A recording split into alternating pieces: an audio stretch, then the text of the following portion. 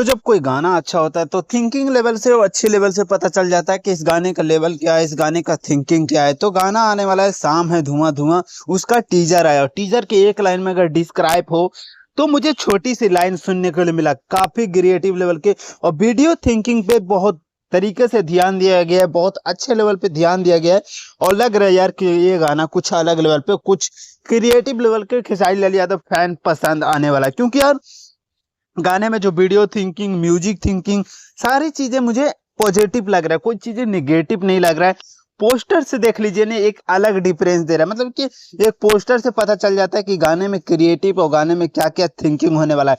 तो टीजर है और टीजर के एक लाइन में डिस्क्राइब करना हो तो this is the good teaser, good watch teaser.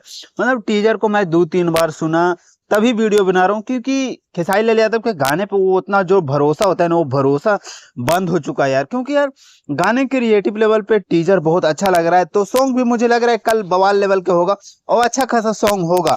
होगा नहीं, होगा ही होगा। इस गाने के क्रिएटिव अलग लेवल पे बनाए गए, अलग थिंकिंग पे बनाए गए।